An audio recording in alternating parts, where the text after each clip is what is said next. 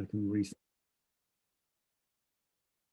So, Rolf, are we okay to continue now for another 45 minutes? Or do you have something to do? Oh, we can carry on right away. Yes, that's all right with me. That would be great.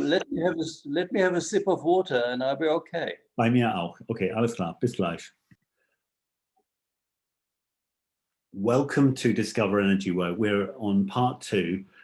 We're having a fantastically interesting conversation. Really, I could say unlike any conversation I've had before with Rolf Kramer, who is a well, you've listened to the last episode. You know what it's about. We're talking about amazing things, experiences which certainly you might say put our lives in perspective and put our experiences in perspective. And I'm just fascinated in the experience that Rolf has in terms of things that we're often told just aren't real or are figments of our imagination. And my feeling is, Rolf, if I say, it's almost like with this perspective that you're bringing in, it brings a whole new dimension to mental health. Would you say that? I should say so, yes. Yeah. For 2 reasons. One is believing the client in a, how shall I say, in a factual way, rather than interpreting him symbolically or by some theory. And secondly, listening him out to the end, rather than interrupting after a set time, which is rather cruel, actually. When the tears well up, it's rather cruel to say, well, sorry, your time's up, and next one, please. I mean, that's no way of going about it. Using the galvanic skin response meter should be rather useful in psychotherapy, actually, because all you would have to do is check the charge level at the beginning of a session and the charge level at the end of the session. If the session was worth anything, the charge level afterwards should be lower than the charge level in the beginning. So even in that respect, it could be a very useful tool. Yeah, I get. Just as a monitor. And it brings me to the whole point of. I mean, I wrote my senior project for my bachelor's in psychology. Was we don't know what the self is. There's so much evidence that the self is not what we think it is. In fact, we don't really have great definitions for it, and that our minds really do have the capacity, in terms of a self, as far as we call it right now, to travel to different, well, let's say dimensions, in terms of, we're talking about a dimension of time and space when we're here, and we can go back in our minds to past events, but we have things which we've talked about in other podcasts called remote viewing, where people are going to distant places and getting actionable information as far as the intelligence services are concerned. We talk about Paul Smith shares a little bit of experience of his experiences as a Department of Defense, DIA, so Defense Intelligence Agency psychic, saying that they got a job to find out where drugs were being dropped in America from the DEA, so the drug and whatever it is, the drug agency in America, and it's in the middle of nowhere. There's nobody knows about it. Only a few people know where the drugs are going to be dropped. And there's DEA agents showing up when the drugs are dropped in the middle of nowhere because they know psychically. And there's just like incredible stories. And I feel like that's a whole aspect which to a certain extent, I mean, looking at it from a social point of view, opening people's capacity to access information has a certain threat to keeping things secret if we wanted to keep things secret. Well, ultimately speaking, there is no privacy, because in the spiritual world, all is open. And to analyze what you've just said about remote viewing and mind and self from a mind-walking viewpoint, if I may. Yeah, it doesn't sure. take long. We distinguish. Take as long as you like. Really, right. I'm fascinated. We distinguish between self and mind, and the mind is something we are using. We put the mind to use. The mind is not a box with stuff in it. The mind is a set of faculties, such as the faculty to think, or to recall, or to imagine. And what we do as beings, as the selves that we are, we have thought and we direct attention. And that's how we get in telepathic contact with places. And then we can recall stuff, which is a mental thing. We can imagine stuff, which is a mental thing. We come up to logical conclusions, which is a mental thing. But as spirits, we direct attention and we have intention. So we say, I want to look at that, and then we look at it. And then we record what we've seen, and that goes into the mind. The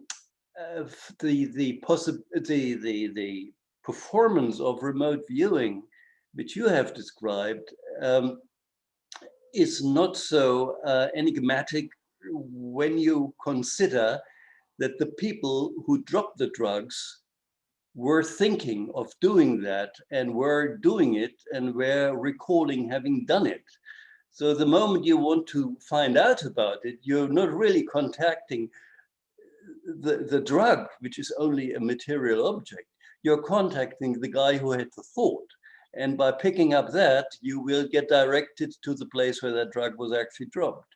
So in other words, it's telepathy with the originator of the plan, not with the physical result of the plan. Okay. Yeah, I mean, that's an interesting point of view.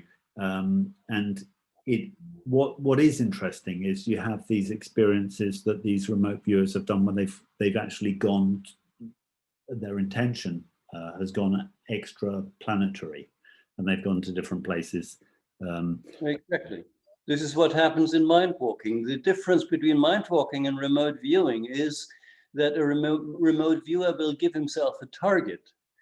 And in mind walking, we are waiting to be invited for a communication, because we are starting with a personal limitation. Let's not call it problem. We are working on limitations. I'm not as capable as I feel I should be. So what is limiting your capability? And then the person feels drawn towards a memory image, or towards a limiting factor which exists right now, such as a being somewhere who has a telepathic line in with him in order to control him.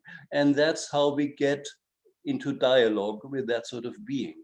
So it's not because we want to, because it's the client or the solo mind walker is drawn that way.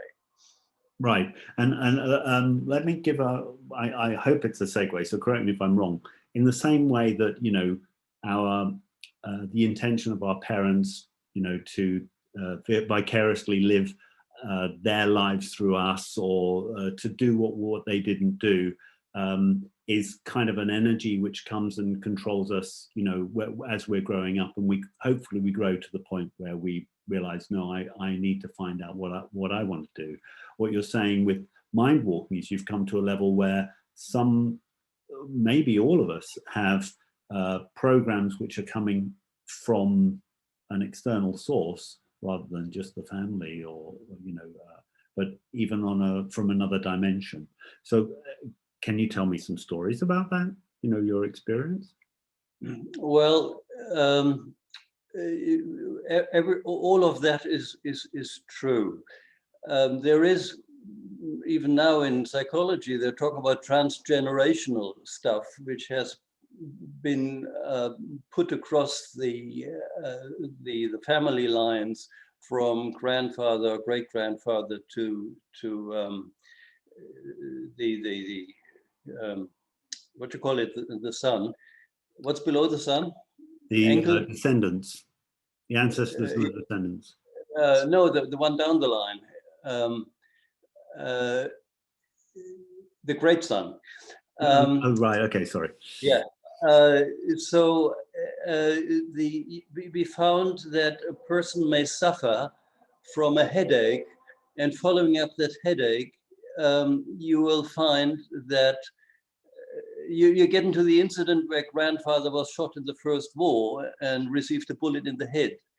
And it's known that grandfather died in the First War in such and such battlefield, but nobody knows how he died. So in other words, the grandson may find out how grandfather died by getting the image of his traumatic experiencing leading to his death.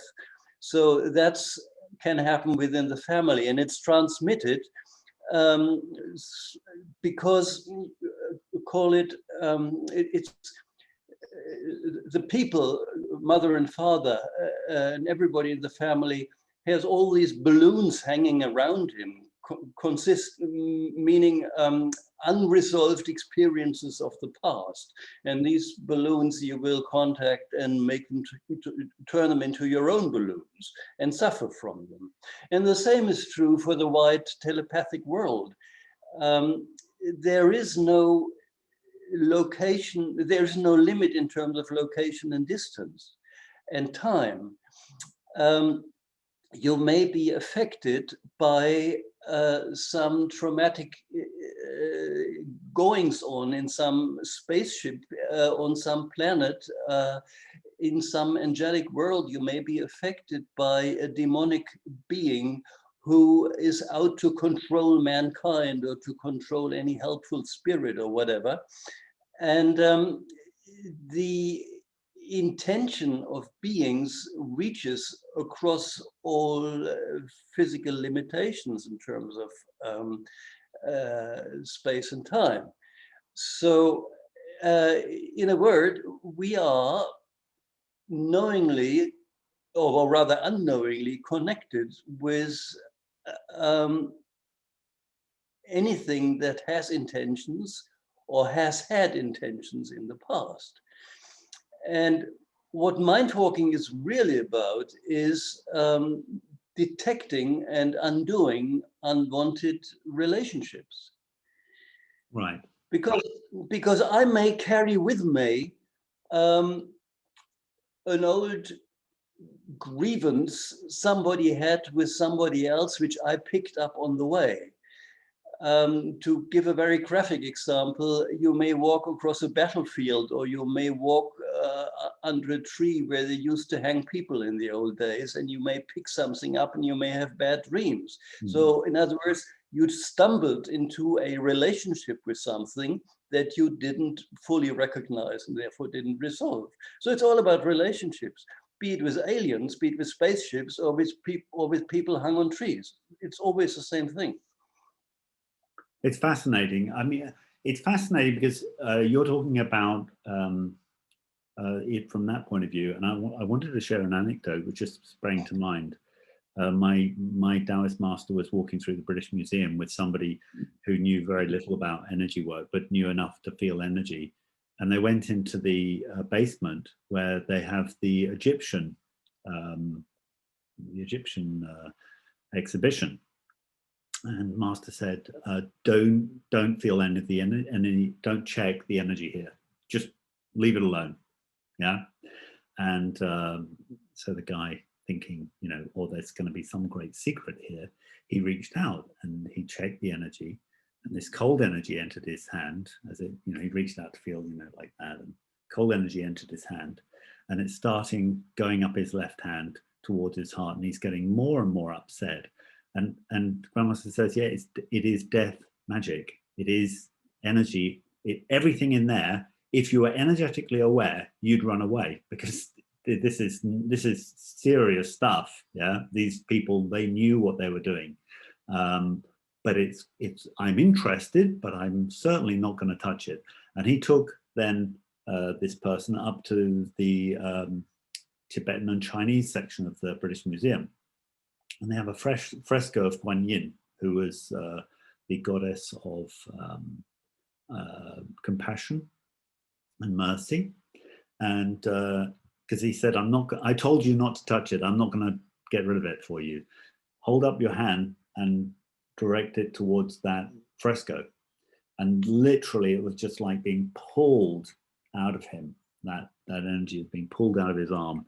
And he thought it was going to touch his heart. And he said, like, teacher said, if it touches your heart, you know, we've got another problem. Yeah. And and this energy is being drained out of him, and he was fine. But it reminds me that some people, they don't even know, like this Abu Ghraib. Abu Ghraib was this place where people were tortured in, I think it was in Iraq, and then the Americans went in there, and these good guys started, you know, well, I'll say good guys, yeah, they started doing bad things there. And of course, in the walls, in the doors, in the paper of this place was an energetic signature of the bad things that were going on. Yeah. And people going in, yeah, this is just a building. They don't really recognize that there's a lot of pollutants, I would say, which can throw them off, and well, in some cases, obviously, terribly affect the rest of their lives, and quite, you know, traumatizing. So well, you're speaking of spiritual contamination, or of aggressive energies flying about. And you can cleanse them by standing up to them.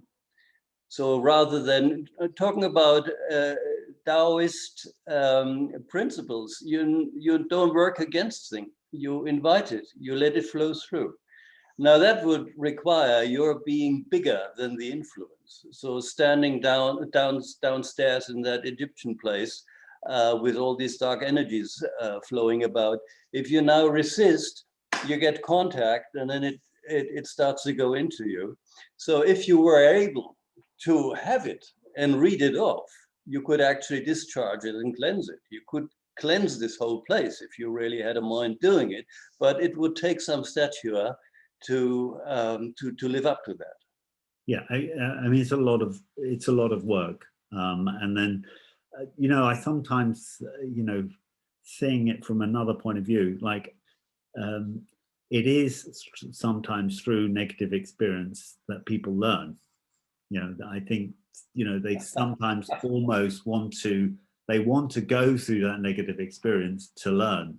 Yeah, it's almost, I mean, that is obviously, you know, going to be a very controversial thing, but I think we see sometimes, you know, people choosing the partner that they choose, and I remember a wonderful friend of mine, he's a shaman and everything else, and he said that the most enlightened period of his life, his girlfriend came into his life, and it got difficult from that moment, but he chose her, he chose this person, and it was a good relationship that sort of didn't work out. And he's like, well, why did I choose her? I said, well, remember, you were at a deep point of understanding at that time, so there must have been something that you were trying to do. So I would say it all comes down to karma, because you're looking for challenges in order to resolve them, because sometimes in the past you didn't resolve them. Because something gets you to pick up that particular fight. So why? Right, and it brings me to, I mean, to want to ask you why. Actually, do you have any ideas, or you know, over the years? Why are you referring to what? Why do people pick up the karma? Why are they not able to let go of certain experiences or lessons, or they want to experience having money life after life after life, and they never let it go, for example? Well, karma is the result of your doings. You smile at your neighbor is going to love you the next day. You bark at your neighbor, the neighbors are not going to like you the next day. So don't complain about the neighbor not liking you. The question is, what did you do in order to upset him? And that goes through the whole chain of incarnations and all your contacts with aliens and spirits all along the line. Either you've caused grievances or you caused happiness, and that's these are the relationships that are inside your backpack. That's what you carry around. So you have to pick them up one after the other and clean them. So we talk about failure and about withholding from yourself and from others that you have failed. And when now this is not moralistic, please. When I say failure, I'm referring to things which you are as the being. Each being has at his or well, how do you say, his or her core or its core, some basic intention, some sort of God-given intention. Everybody's on their way for some purpose or other. And when you act according to the purpose and successfully, you're okay. And when you go off that line, you have transgressed and you have failed. And that's the whole intention, is to get back on the line and do whatever you were made to do and result fully. So this is not philosophical, this is experience. People, spirits, come out of, you might call it the grand light or the grand consciousness, and out of that separates out an individual consciousness. And that individual consciousness then believes to be individual, which is where the trouble comes in. In the teachings of Advaita, you know that me being here and it being there, the grand beingness, the grand consciousness, are really one. And the moment I have that feeling, I'm all right, I'm happy. But the moment I feel separate and go my own way, I can be in trouble. But then I have to follow a path which is in a way prescribed by my basic calling, you might call it. And when I've acted accordingly, successfully, I can return. So basically, everybody wants to get home. Everybody wants to go home to the place where they come from. And all this meditation and religion is basically to get back to God, to give it a name. Yeah. I mean, yes, I seem to be repeating the parable of the prodigal son a lot to people these days, which is essentially about leaving home and then realizing that all these things that I was looking for with money and, you know, friends and fame and whatever, they really don't have meaning. And when I go home, I'm welcome home. But I mean, it brings me to 2 points. One is you could imagine, and I think it's reasonable to imagine, that once people come in, and people will be listening to this and be a little bit scared, because when you're talking about things like demons and aliens and everything else, they start, oh, demons and aliens are affecting me. Have you found that people that have done mind walking have become a little bit paranoid, that they've gone, oh, you know, demons and aliens are affecting me, or they've gone, oh, that's what that was, I now need to be careful of that? As I said earlier, we get drawn towards the things by invitation, as it were. So when you feel you aren't as good and capable as you feel you ought to be, and we are looking at the cause, you may feel that you are coming close to a real example now. You may feel that you were on your way here to Earth as a spirit, as a free-floating spirit. You were on your way to Earth in order to act as a helper, as a developer.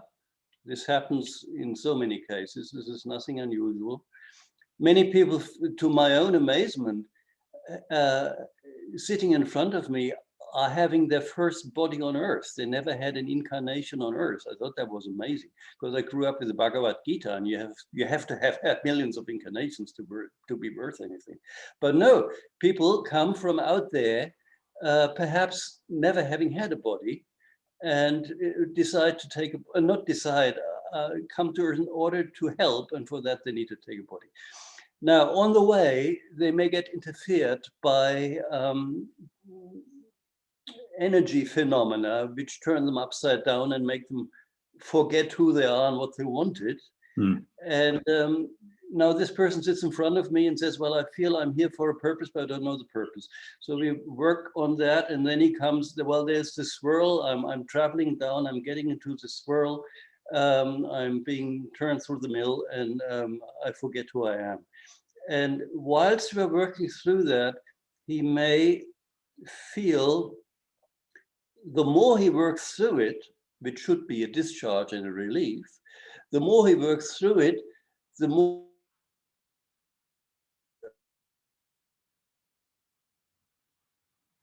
so you say, what's going on? You're getting more and more charged up. And he says, well, I feel... You froze for a second. Can you go back? The more he works through it, the more, and then you went... The more he works through it, the more he gets charged up. The normal event would be the more he works through it, the more he would discharge. Right. So he sees more and more and more what happens, but at the same time builds up more and more charge. So I say, well, what's going on? We are building up more charge, although you're describing this very well. And he says, well, I don't know, I feel this tremendous pressure on me. So what do you make of it? What pressure? He says, well, it seems to come from over there. And then suddenly this over there turns out to be some spaceship crew or some reptile being or whatever, who happens to be online with us. He is some other place, but right now. And that's where the dialogue with him will start. And the session partner will be not happy about this. He will be not paranoid about it. He will just be well, a little bit frightened. And, but the dialogue is possible, and encouragement through the session guide helps. And then we get this guy to confess his sins, and he drops his job. And that's how we have, how shall I say, trained the personnel resources on the other side to a certain extent. Amazing. Because a being is not basically bad, a being is basically good. So the fact that this guy is there giving someone a hard time means he's got twisted at some point in his line of existence. When you find that point, he can't do it anymore. So, turning devils into angels, that's the job you're doing. Right, right. Okay, yeah, I can see that. I'm also interested in your the term you used, the online. I think you've used a similar, almost like computer terms. And I was looking recently at the, I think it's called the data processing theory of memory. And now there's a whole theory of attention and memory that explains how you're referring to the word. You're referring to mind file. Is that what you mean? Did you use the term for mind file? You used the term online. I think I've read in the book Mind File, yeah. And it fits very much. And I've forgotten the name of the theory. I think it's called the data processing theory or information processing theory. I know that. Which says we have we get a sensory input, and then we have to go to our short-term memory, and then we go to our long-term memory, and we're making all these file exchanges to try and put it into our world whenever we see something. And then if we need to, we go into our long-term memory. And then I was thinking, well, it's almost like because we talk about the episodic memory, the short-term memory, the medium-term, and long-term, but we also talk about the implicit memory. Are you aware of the implicit memory? The memory. So if you have a I'm not aware of this. I'm not aware of this whole model. Implicit memory is the memory that when you have a traumatic experience, you can't remember it, you lose your memory, but it goes into a level of memory that you can't easily access, called the implicit memory. And I'm always thinking, well, and we don't have memory. A lot of people don't have memory until they're like 4 or 5. They don't have an early year memory, and that's all in this implicit memory. So it's more of like a feeling that something happened rather than actually being able to recall it, in the way we do as adults. And I'm just wondering, as a psychologist, and I'm sorry because you haven't looked at the theory, but as a psychologist, I can see a lot of analogies between the computer and almost like accessing a whole kind of new internet of information about who we are and where we come from and the influences that are on us. With your, what shall I say? Is it technology or technique or method? Method, yeah. Well, the comparison or the analogy with a computer is certainly seductive. But in terms of modeling, we see this very simply, really, in mind walking. It has to do with attention and thought. You put attention on a brick coming your way, and you don't want that brick to hit you, so you go like this and you look away, and that's physical. But mentally you do the same thing. You push energy against it and you look away. You don't want to read off the story that's happening, but you've made an imprint of that story by putting energy against it. So now you wake up after 3 days hospital and you don't know what went on. Somebody says, well, a brick hit you. And you say, oh yeah, but you don't get the recall because you've pushed it away. So now you do a session, and the moment of unconsciousness, which is the moment of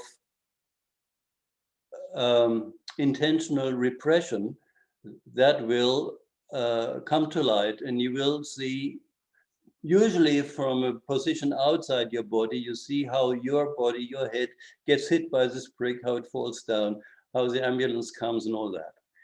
And the same thing now, years later or in your next life, would look like this. You see people building a house, a large house, and you see that one worker drops a brick and another worker luckily sees that brick coming and steps aside and doesn't get hit. But that touches you in a big way, and you start developing migraine headaches where before you never had any. So that little incident you observed acted as a trigger, evoking your own thing, which you call implicit memory, and you don't know it. And then in a session I would go, well, this headache, what may it go back to? And it says, well, it feels like being hit by a brick. And then you get the image, and then you resolve the incident. Right. So in other words, images are created by mental energy. And that's all you need to know. You recreate the image the moment the button is pressed. So you see this worker drop this brick, almost hitting the other worker, and that presses a button in you, and that evokes the old incident, which you don't look at. So the energy image is created, but you don't look at it. So you go have a beer and it crumbles and it goes away. So you had a headache for 10 minutes and it goes away. Next thing, a couple of days later, you see, I don't know, an apple falling off a tree and a little baby sitting under that tree. And you say, oh my God, if that baby got hit by an apple, whoop, you get a headache. And so it goes. And then that way a pattern is established. In the end, you wind up having headaches all the time. Right. So it's an energy thing. The thought of getting hit makes you recreate the energy image, and that presses on you physically, talking about energy work, presses on you physically and creates a headache. So that's what you have to find out in the session. What's the story behind that? What it sounds like, and then I'd be curious to know what the experience is. It sounds like the experience of going through the mind walking sessions would be quite empowering for the person connecting to their own mind, to their selves, where they can go with thoughts and feelings, so that they start to have a clearer self-perception. Is that your experience? Well, exactly. The point of the matter is not repair. The point of the matter is knowing who you are. So by getting rid of these, I called it before, balloons, I think rocks in your backpack. By getting rid of those rocks, you get lighter and lighter. But also, increasingly, you understand your own identity. You know who you were, you know what your purpose is, and you start to see your future. You start to see, and I mean this literally, you see your future like you saw your past. This is possible. And you get the courage to encounter that future. So in other words, a greater sense of self, or a sense of being a greater self, will arise as you go along with that. Right, and of course, I think they often say, I forget who it was. Some poet said, "We're not afraid of, we're most afraid of our greatness than yes, the things that." That's Khalil Gibran. Khalil Gibran said that. Right. Yes. There's a lot of truth in that. Yes. That's a lovely line, yes. And because if we cannot accept our own greatness, because we would also have to accept the responsibility for having lost it. And that takes us back to failures and coming to terms with them, and that is the actual job. Yeah, it is interesting, and actually it brings me to a point which is, and I don't want to get you into any trouble, because I know Germany's laws are, about. I was a chiropractor in Germany. I was a naturopath in Germany, and the Germans, if you even say the word healing, you know. But sometimes I've worked with people as a healer, so I'm doing an energy healing. That's sort of one of the things that I feel that I'm called to do. And I'm working with people, and they say to me, well, I think it's because, and I said, can I just correct you? If you knew what it was, you probably wouldn't be coming to see me. Yeah, it's something which you are hiding from yourself, because exactly. It's too painful or difficult, or it changes in a way. You can't be the same person that you're being right now to and see it. So you need somebody essentially acting as a middleman to connect with it and defuse it. Precisely. Precisely. You don't have the strength to look at your own nasty stuff. You need someone to be the mediator between you and you. Right. And yeah. And it's not an easy thing, because as many people talk about, if we I like to say, if we have a fire in the house and your approach is to turn off the smoke alarms, that isn't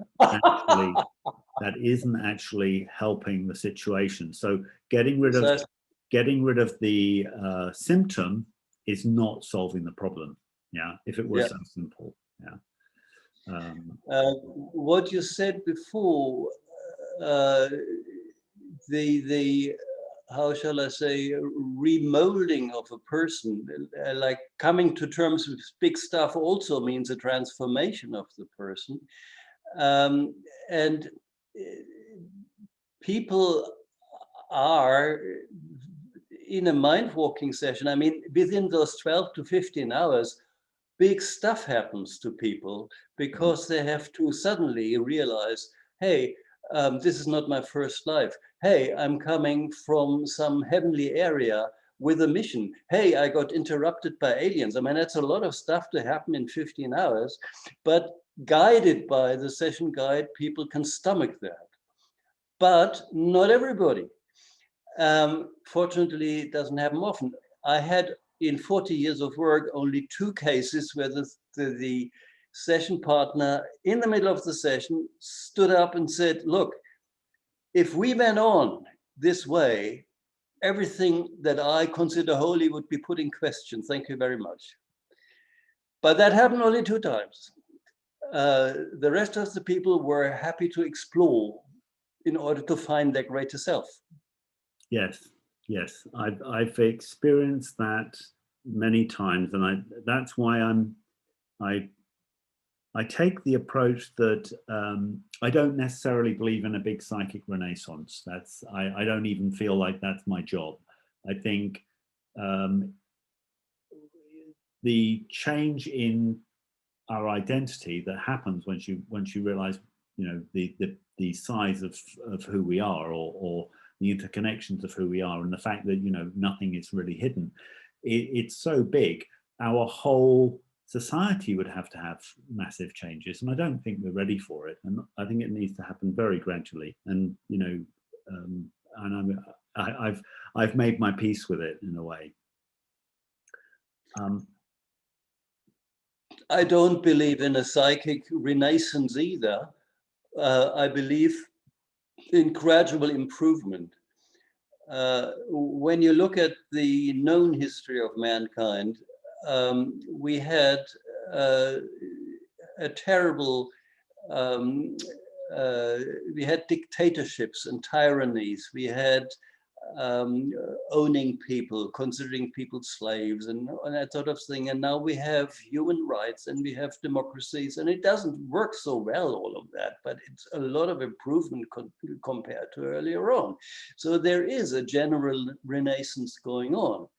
And even within the 40 years that I'm doing this job, I can see that certain phenomena which were very troublesome in the 80s are not popping up anymore. In other words, there is work being done, and it's not us mindwalkers being the only ones doing that work. There's work being done all around the planet, making things easier. I think almost, I'd be interested in your opinion. I haven't looked into it, but talking with you now, I feel like that there's this, we're having more and more identity crises, and that people, for example, they're born in say a male body, and they say, oh, but I'm a woman, or they're born in a female body, and they say I'm a man.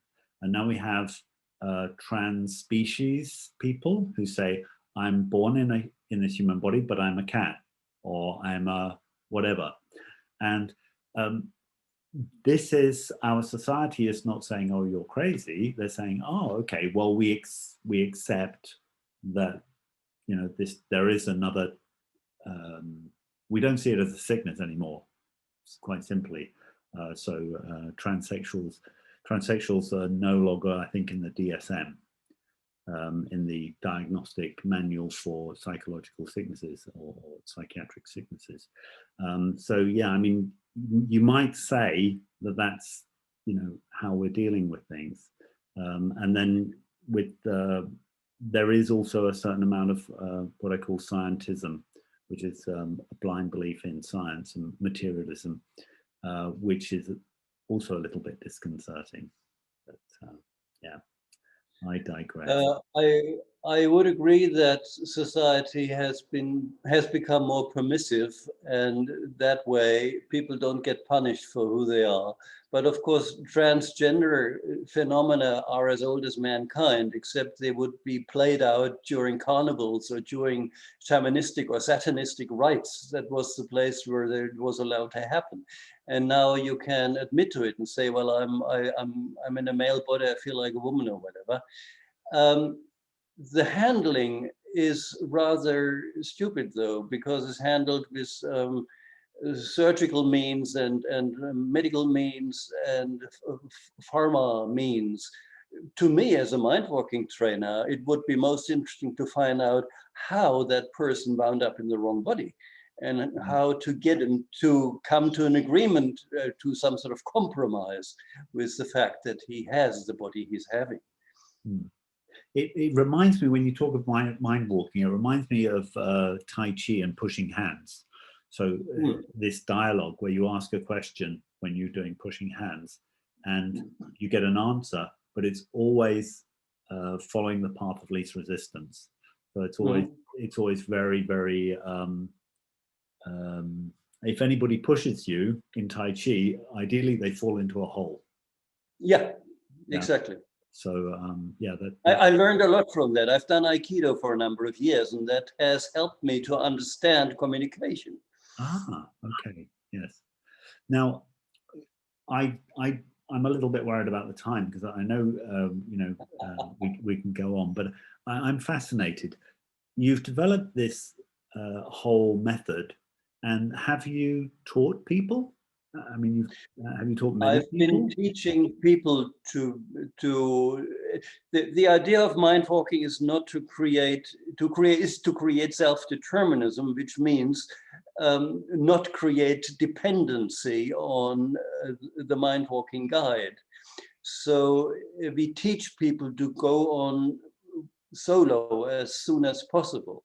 So you get your sessions, like talking to you now, you'd get your sessions, 1 or 2 lots of 12, 15 hours, and then you'd have understood the world of the mind sufficiently to be put on solo, for which a certain training would be needed, and then you can do it by yourself. So that's the idea. And in that respect, I have trained many, many people. Professionally, we are only 7 or 8, I believe, because not everybody finds it in himself to work with others and take on that responsibility. But yes, I am teaching others, and there is a curriculum and there is a license in the end, because that's my only way to ensure quality, to issue a license in the name of that trademark. And in that sense, it can expand in a reliable and trustworthy way. Right. So if somebody wants to do mind walking as a trademark, you've guaranteed a certain amount of quality control by trademarking it, and then the people that you've licensed, they are able to give those 15 hours sessions, or those blocks of 15 hours.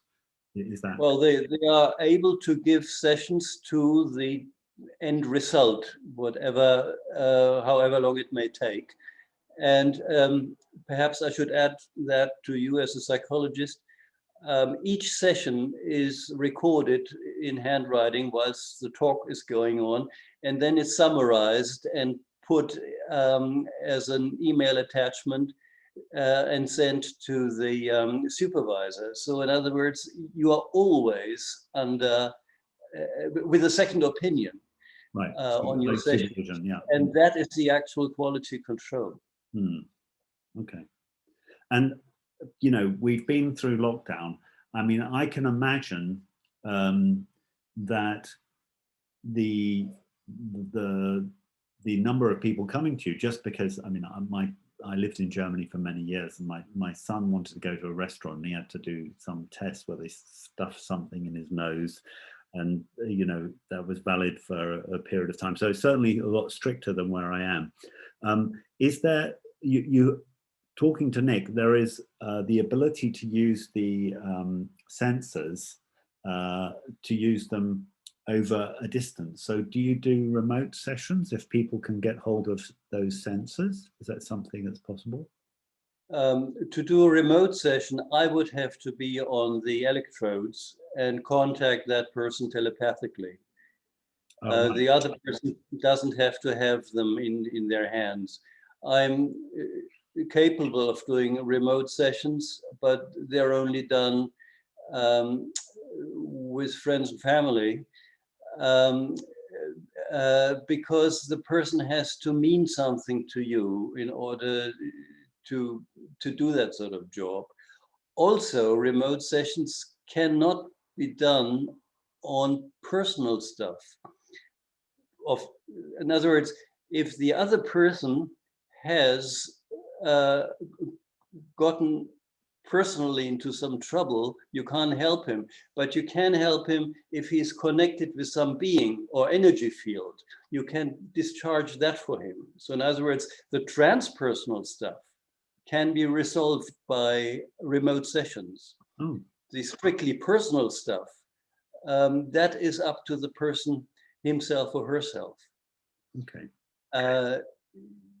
The number of clients I'm having through is not diminished through lockdown, because what I'm doing is crisis relevant. So I'm all right to work. Right. That's interesting. I was imagining that with the internet that I could hold the sensors, and you would have that connected through your browser, and you'd be able to see what was going on with me. Merely digitally, this possibility is indeed there. But I wouldn't do that sort of session because it would be most irresponsible on my part, because what am I going to do when you break down crying, or when you fall off the chair unconscious and you sit over in Thailand? I mean, that is no way to guarantee results. Okay, now tell me about these people who have fallen off the chair and falling down crying. I imagine that happens, obviously, when people are touching people. Well, for example, you sit as a solo mind walker and you are contacting somebody's incident. It may not even be your own incident. You're in contact with a being, and that being has had an incident that made that being unconscious.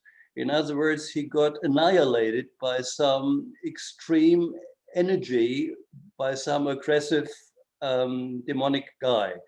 So you are now working with this telepathic entity as your session partner.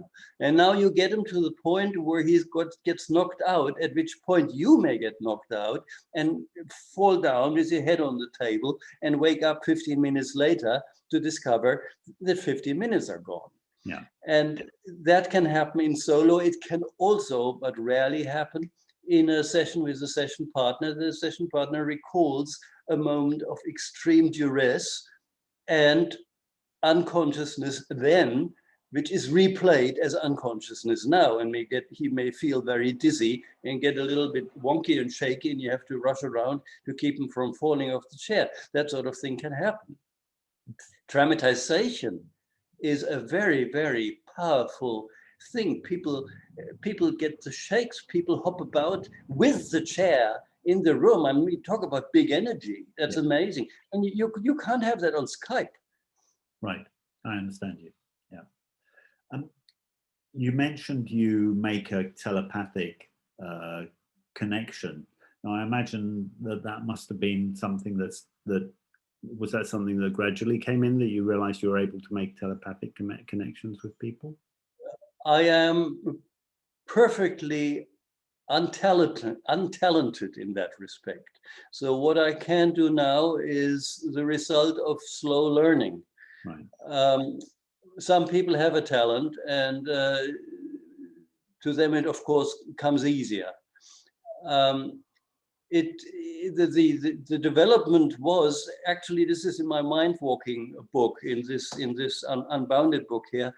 The book is written in the way how the discoveries went. So the first discoveries was, hey, there's a past life. And then it was, hey, there's people who never had a past life. And then, hey, you could have past lives which aren't your own, but are attachments downloaded from others. And then, hey, we are in contact with somebody else somewhere. So these things happened along the line, gradually. It's amazing. I mean, I think we could talk about this more. I think there's there's no limit. I'm fascinated because you've already, what you're almost talking about there is you're talking about, well, I know you've come for therapy, but actually there's an entity which is coming through you, that has kind of got a problem which is coming through you, and we need to do the session for the entity. Exactly. Very good. Richard, thank you very much. I'm delighted. You have understood a very important point about mind walking and expressed it very well. Thank you. Well, I have gradually, I mean, you know, I was living in Landau in the Pfalz. It can't be that far away from you for many years. And I was going through I say Offenbarung, so my experience where energy was presenting itself after meeting this Taoist master, and you know, you start to realize these things very gradually, you know, because there's nobody really teaching you, and you do realize, I didn't have a psychology degree at the time, you do realize that if you tell anybody, you're likely to end up in the psychiatric hospital, and that by the way is where there are a lot of disturbed people. If you're energetic sensitive, that's when you're going to get really sick. So you want to avoid going there. The many, if not most people in the psychiatric ward have experiences which could simply be resolved if anyone took them seriously and asked them for what was happening. But once they have received their load of downers, hammers, yeah, the downers, stimulants or whatever, it is hard to get them into the necessary mode of concentration over the necessary time span in order to resolve these things. That's rather tragic.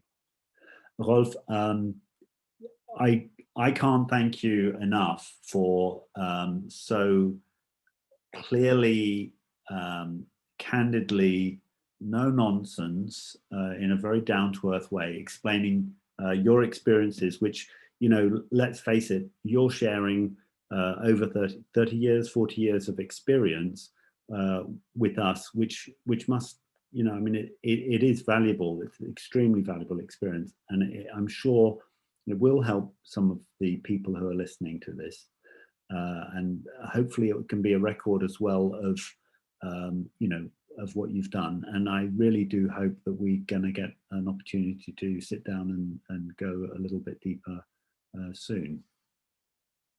Well, thanks, Richard. I enjoyed having you as an interview partner, because that was a delightful and intelligent and philosophical conversation. I really enjoyed that.